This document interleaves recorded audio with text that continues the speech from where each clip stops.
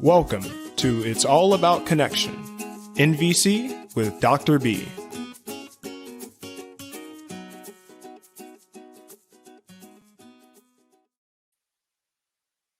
We are talking about using empathy to patch up a relationship.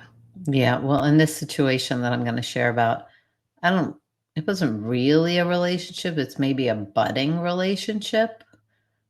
A budding relationship. It's with somebody that I don't know very well at all. Mhm. It'll be weird if one day she watches this. Yeah, you should send it to her right No, after this. no. I think I would end up needing to use empathy again. Oh boy. Yeah, well, it's kind of an interesting story. So I was up in the mountains for the last month in July, which was so great. And we don't have really good cell phone service, as you know. Actually, we don't have cell phone service at all on my property. To communicate to the world, I either have to FaceTime people or get on the internet and use Zoom. Yeah. Sometimes text works, sometimes not. Anyways, this might be a little long-winded, but I think feel free to ask questions along the way or interject your comments. All right. Yes, I know how to stop you at this point, I guess. Okay. Well, I got some credit card scamming on my business card. Like it's happened several times in the last couple of months. So I had to get a new card. It was my third card in like a month and a half, which is really a hassle for people that have ever dealt with that, because especially my business, I have all these accounts that are online that, as soon as your credit card's not working anymore, you're hearing from people, you need to make this payment. We can't make the payment, blah, blah, blah. Right. Well, then it was further complicated. I finally got the card in hand, which was no easy thing because they had to ship it to my house, which I wasn't in my house. I had to get it and then get it set up where I don't have a cell phone service. Got it set up.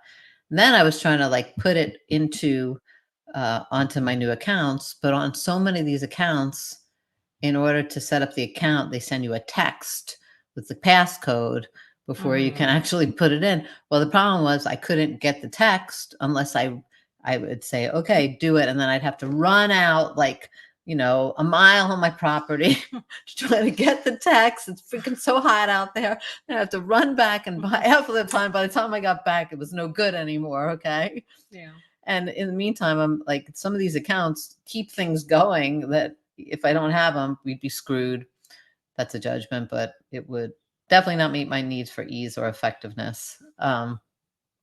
Anyways, I had that happening. And then I have insurance that I need when I go into school. So the insurance was being canceled because they couldn't, and it was like around and around and around. Right. And then and then my credit card, even though they gave me a new credit card, they were putting holds on all of these, and I had to call them, but I couldn't call them. So it was just That sounds very overwhelming. It was a clusterfuck. Okay. It was really a clusterfuck, the whole thing. And like, I needed to be able to be by my computer and my phone, which isn't always easy out there to get those two things happening at the same time. Anyways, I realized my neighbor, like a few streets down, because I walk there in the morning, has a extender or whatever on her cell service, Verizon, which is what I have. So I was like, oh, you know what I could do? I could go over there. I could just drive over there and I could be in my car and I could call Visa and I could call the insurance people and I could take care of all of this while I'm sitting in the car there, maybe not too far from my house if I need to go back to the computer. So I drive down there and I'm sitting on this road and I do get service. And first I call the insurance. Well, they said it wouldn't go through for some reason. So then I had to call the Visa and I'm on the phone with Visa trying to figure out why they put a block on this. And as I'm on the phone, well, I'm waiting. Oh yeah, that's the other thing. I'm just like, I'm waiting to get through. You know how you get the music going on and on and on and on. I'm waiting. Finally, a person answers. And just as this person answers, my neighbor, who owns several houses on the street, was I didn't even see her coming. Like she came up to my car as I was sitting in the car. Mhm. And just as I got on the phone with this person, and I could tell she wanted me to move, but I didn't want to move because if I move, I might lose the connection with these people. And I was trying to explain to her real quick. Like she was like, my housekeeper called and said that there was some strange person on the car. It seemed to me like she was very upset with me. And I was trying to Mhm. explain. I was like, I'm having like, rather than go to empathy right in the moment, I was like, I'm on the phone with my credit card. My credit card has gone bad, and I was trying to explain as the credit card people are like, "Hello, hello." I'm like, "Fuck," and she's wanting me to move, and I'm like, "I'm gonna lose this person." It was like, and like I think she finally got the gist, and she was like, I don't know. Her face looked to me annoyed, like she like kind of rolled her eyes, was what the observation was, and was what I would call curt, and then she was like, "Well, I can't get by. I need you to move." Like she had her car, and she said it, I think, in that kind of a tone of a voice. I can't get by. So I was like, "Okay." I'm driving. I'm like praying I don't lose this person finally, right? Yeah, and then afterwards, I had to get back to my place, and I had really wished that I had just gone and knocked on her door and kind of apologized because, yeah, I didn't want my new neighbor to be upset with me, um, and and then I was like, well, I could just text her, and I just texted her using what I know, which was I didn't go into explanation. I think most people would Yeah. have said apologized and then gone into explanation. Like, I'm Here's what sorry. happened. Yeah, I'm sorry, but please understand this is what happened. Like, I didn't do that. Um, I just, I was pretty easily able to shift into like what it must have been like really to be in her shoes, like to think that there was like a strange person in a car sitting on her street, right outside her house, and that maybe it was scary. I was thinking, for a person like that. Um, yeah, so I was pretty easily able to just say, and I did. I felt sad having to do with like consideration, not her consideration, but my own consideration.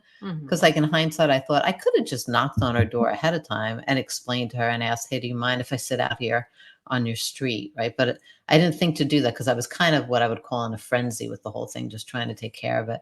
So, yeah, I was really more in consideration from me to her and imagining that it might have been overwhelming and maybe a little scary, wanting safety, thinking there was a strange person. So I just more or less wrote a text in that way, that I feeling regretful, and having to do with consideration, my consideration to you, and kind of wish that I had used a strategy of knocking on your door ahead of time, and Mhm. that, yeah, and I'm just wanting you to know that I feel regretful about that and will be more mindful going forward. And she wrote back immediately, like, "Oh, no problem." Like she was fine with it, fine with it.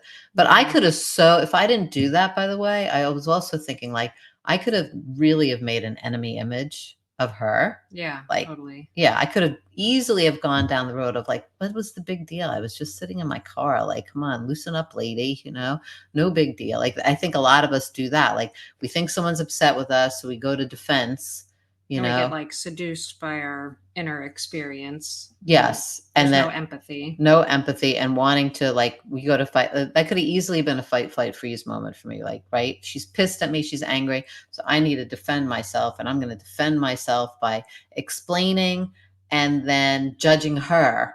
Mhm. That's what we do, we explain and then we judge other. I think that's a pretty common mode of operandum for many of us. Explain and correct and then judge the other. And the whole thing was just really quickly squashed just by using what we teach, which is, start with empathy first. And I just thought it was a very nice example, because I so could have gone down the road of having an enemy image of this person who, I'm probably going to be in connection with over the years. And it's just a lot nicer to have some pleasantries, especially because I Yeah. like to walk on her street and I pass her, and it is a private street, so she doesn't need to let me be on it. Um, Yeah, so just wanting like peace and harmony with that relationship. yeah, and actually, I mean, I really could see being friends with this woman um, over time. She even said, yeah, if you need anything, she knew I was by myself. If you need anything, please feel free to reach out, which was really met my needs for kindness. And yeah, just one of those, you'll often hear me say, like, put a tally in the piece, for peace over here. It was one of those moments of very easy, able to squash it and come back to connection. Even if it was just made up in my head, for all I know, she really didn't care. Maybe that's just the way she looks sometimes, Yeah. Though I do think because she was sitting there in her golf cart, like this, like it was kind of like waiting for me to move. It didn't seem like she wasn't upset, but I don't know. I Yeah. don't really know. I'm just glad that we were able to squash the whole thing. So, just a quick example of moving in the world where shit happens and we're easy to judge and cause disconnection, and being able to do the opposite. Yes. Anything else you want to say about it? Hope that's it. Cool. And if you want to call our empathy warm line number, it's 850-706-0488. There you go.